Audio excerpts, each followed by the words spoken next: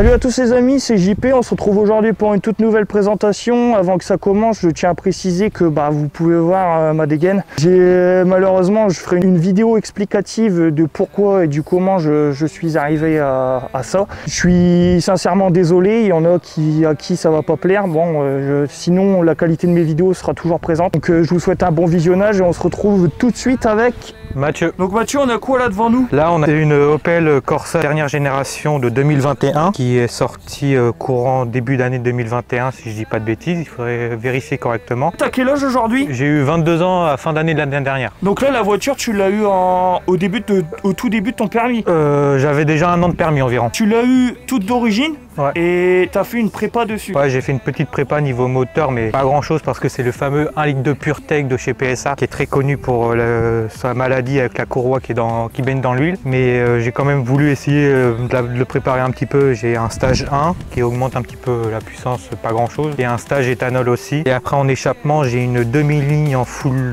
tube inox avec un embout Remus le millimètre, je sais plus du tout de tête. Si tu peux nous présenter ce qu'il y a eu à l'extérieur de la voiture. À l'extérieur, ce qu'on voit, on voit les plaques noires, bien sûr. D'accord, donc là les plaques noires. Après, il y a la petite sangle de remorquage pour faire un petit style.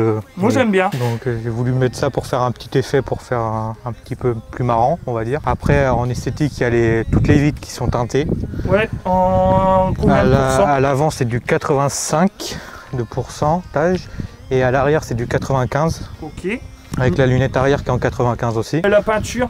La peinture, c'est un blanc nacré qui le nom, si je dis pas de bêtises, c'est Jade. C'est un blanc nacré très léger. On voit des reflets quand elle est vraiment bien au soleil. Après, elle est en biton avec le toit noir d'origine, rétro noir et jantes noires en 16 pouces. Ouais, les jantes noires juste là. Donc là, c'est les jantes d'origine comme tu as dit précédemment. Voilà, tout à fait. Il est juste sur cette petite jante là, il y a un petit défaut constructeur avec l'étrier qui rouille. Ouais, là, juste là. Que cet étrier là qui rouille, je ne sais pas pourquoi. Peut-être qu'il y aura certaines personnes qui te diront pourquoi en commentaire. Peut-être, et j'espère que quelqu'un pourrait m'aiguiller. Donc je suis déjà allé à Opel pour faire prise de garantie. J'attends un retour. Après, si ça passe en garantie, l'étrier sera changé. Au niveau des feux, là les feux, moi ça m'a directement tapé dans l'œil. Les feux, c'est pas tout à fait d'origine. Ils sont déjà un petit peu teintés d'origine, mais j'ai voulu les surteinter encore plus pour les faire vraiment noirs. Il y a ces feux là qui sont teintés avec les catadiopes arrière qui sont teintés aussi. J'aime vraiment bien, ça fait un look vraiment très agressif. Avec le petit stick. Ouais, le petit sticker pour les radars, c'est parfait. Tu fais pas dans la vraie vie, bien sûr. Non, bien sûr, pas du tout.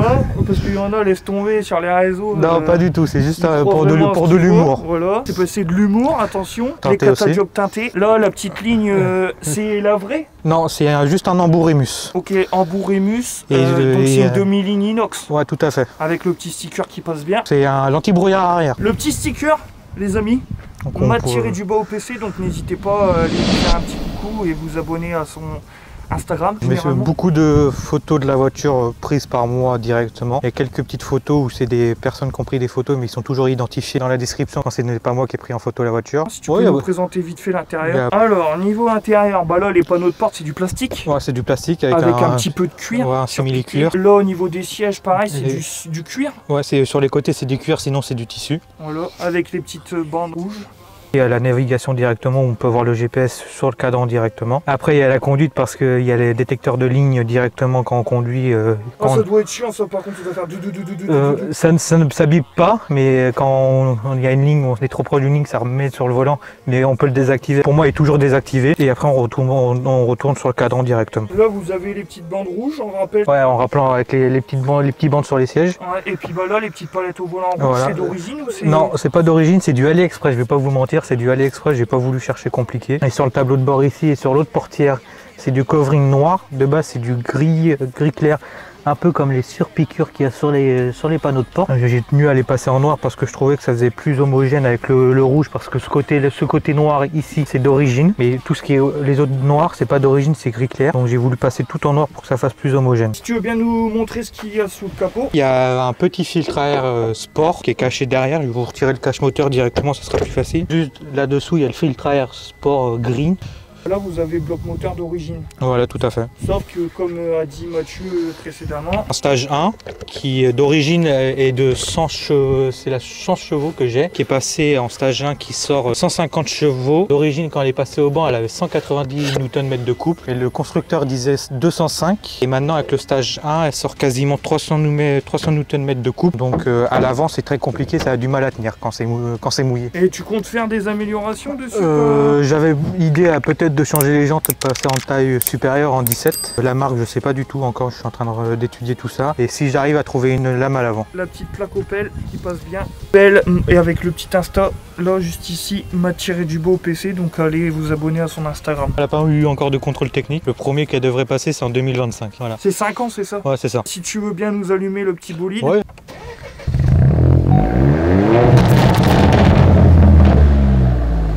Ah, ça fait un joli bruit. Donc voilà. T'en penses quoi du bruit de ta voiture? Ah, moi j'aime bien, je trouve que ça... En hiver, ça fait trop de bruit. Par exemple, en 5e, quand je viens de la démarrer, sur les premiers kilomètres, ça fait vraiment trop de bruit. Mais après, je l'adore. On va faire un petit essai de routier directement. Ton petit kart, donc là, ça fait combien à peu près? Là, 150 chevaux pour environ 300 Nm de couple pour à peine une tonne sur la balance. C'est un petit kart. Oh, voilà, tout à fait. Impeccable. Bon, let's go. Là, on est parti, let's go. Là, je pars en mode normal. Donc, ça sert à... Il y a les maisons quand même. Mais même en normal, elle a une bonne reprise. Oh putain la vache. Si tu le sens, tu le sens. Et là, pourtant, je suis en normal. Puis à l'intérieur, on est bien en vrai. Moi, je suis bien installé. On est bien installé, on est bien. Après, niveau siège, il aurait pu faire un tout petit effort pour être maintenu un peu plus. Mais sinon, ça va encore. Moi, j'aime bien parce que les sièges, ils sont larges. Et pour les gens costauds comme moi, c'est bien, on passe bien dedans. Que les baquets, mon gars, laisse tomber. Ah, les baquets, c'est un semi-baquet, on peut dire. Après, elle peut se conduire tout à fait très simplement, la conduite. Les gars, pour ceux qui sont intéressés à me présenter leur petit bolide, vous m'envoyez un message sur mon Instagram qui est juste ici. Et je suis en train de rigoler parce que voilà, la voiture elle bombarde bien comme il faut quand même. Pour combien? 150 chevaux? 150 chevaux. Et je suis en normal encore là. Ouais, t'es en normal. Et t'as plusieurs modes? Là, si vous voulez, je peux passer le mode sport. Ouais, bah là en mode sport, là c'est bien. En plus, on est sur une belle petite route. On entend le sifflement du temps. Ouais. Ah ouais, ça marche bien, c'est une petite bombinette. Hein. Et on entend le sifflement du turbo. C'est une petite bombinette. Après, si on veut vraiment bien s'amuser, on peut se mettre en palette si on veut. Là, je suis en palette. On arrive dans une ville, un petit village plutôt. Ouais, du coup, tu passes tes vitesses manuellement. Voilà. Là, je suis en sport en 2e. Oh ouais, si ça marche bien, t'es fou. Elle t'en crame plus une voiture avec ça. C'est ça qui est marrant, ça choque les gens. Bah, c'est parce que, en fait, je pense que c'est une voiture qui n'est pas lourde. Non, qui n'est pas lourde du tout en fait. 150 chevaux pour une tonne. Ouais, mais environ une tonne. Vous avez le CarPlay. Ouais, c'est ça le CarPlay. CarPlay, et puis bah, à l'intérieur, moi j'aime bien. En départ arrêté, je peux vous confirmer que les Golf elles sont derrière. Les Golf et même les Audi A7 S-Line. Et même dans les virages, j'ai pas peur. Hein, Mickaël, si tu vois la vidéo, dans les virages, j'ai pas peur. Et ouais, comme je précisais au départ arrêté, une Audi A7, elle est derrière. Ah ouais? Une Audi A7 est derrière. Après, c'est à pas de peau, hein. Ouais. C'est lourd, hein. C'est lourd. Après, je pense arriver à un certain nombre de régimes tour minute, ça y est, il passe devant. Ouais, c'est sûr, sur la distance, ouais, mais je dirais sur le 400 mètres, à mon avis, je suis devant. Et après, sinon, sur Autobahn, tu l'as déjà monté à combien? Sur Autobahn, je l'ai monté à 2,30 je crois. 230? Ouais. Ah, c'est pas mal. T'en penses quoi de ta voiture? Là, l'avenir, c'est le 1 litre de PureTech. Et ce moteur-là, il est connu pour pas dépasser les 50 000 au niveau de la courroie qui baigne dans l'huile en fait. Et je peux vous prouver le contraire. La courroie est encore d'origine, j'ai bientôt 53 000 km et la courroie n'a pas bougé d'un poil, on va dire. Je la contrôle de temps en temps. Elle mange un petit peu d'huile. Depuis que j'ai dû rajouter une seule fois de l'huile. Mais même pas 3 litres. Ouais, mais après c'est un entretien. Voilà. Et sinon, là je vois niveau consommation, on est à 4 litres 8. À 3 litres même. Parce que j'accélère à peine. Ouais. Si j'ai juste accéléré un petit peu. Ouais, on est à 18 litres. En pleine puissance.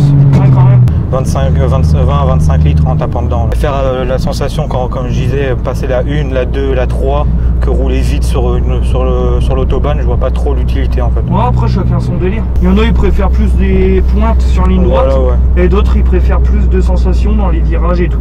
Est-ce que tu conseilles cette voiture là pour les jeunes permis ou même des personnes qui ont du mal, enfin comme tu as dit, le défaut de la courroie qui baigne dans l'huile? Qu'est-ce que tu peux dire pour les passer à l'acte d'achat sur cette voiture? En fait, c'est pas l'acte de l'achat. En fait, la boîte que j'ai, c'est la ETS 8 de chez PSA. Une boîte très agréable à la conduite. Elle est très fiable cette boîte-là. Donc il n'y a aucun souci là-dessus. On peut y aller les yeux fermés. Le seul truc, c'est la courroie sur ce moteur-là. Mais la courroie en soi, si la voiture est bien entretenue, tout ça, pour moi, il n'y a pas de problème. On regarde mes révisions sont faites très souvent, environ entre 10 et 15 000 km. J'ai pas de soucis pour le moment. Je touche du bois, j'ai beaucoup d'options dessus. Par exemple, elle peut s'arrêter automatiquement si je freine pas. J'ai le détecteur de ligne aussi. Pas mal, j'aime bien le bruit, c'est assez en vrai. Quand je passe en sport et j'ai les suspensions pilotées, les amortisseurs ça les durcit et ça durcit la direction. Et quand je suis en éco, la direction est beaucoup plus souple. Après j'ai la caméra de recul aussi. Ce qui est bien avec cette caméra, il y a les lignes qui bougent quand on bouge le volant. Ah ouais, c'est trop bien pour se garer. Et si t'arrives pas à se garer avec ça, il y a un petit truc qui est bien, par exemple quand on se rapproche d'une voiture ou là par exemple d'un buisson, on voit la vue par le dessus aussi. Et quand on se rapproche vraiment trop, ça bip, mais ça me passe en mode zoom. Wow, là, ça démonte. Et après on peut changer, il y a la vue 180, on voit sur le côté que je vois pas l'utilité parce qu'on voit rien. Après on peut se mettre en vue standard comme ça. Non, là t'as la voiture du futur. Et niveau consommation, je pense que c'est surtout mon pied qui pose problème. Et en ville, en roulant aux alentours de chez moi, je suis entre 300 et 400 km par plein. Ça va, l'éthanol. Ouais, l'éthanol. C'est une fin de vidéo, bah merci à toi Mathieu. Ouais, merci à toi aussi. Merci. Les gars, c'est une fin de vidéo. S'il y en a parmi vous qui sont intéressés à présenter votre voiture, vous m'envoyez un message sur mon Instagram qui s'affiche juste là maintenant. Moi je vous dis à la prochaine et c'était JP, salut.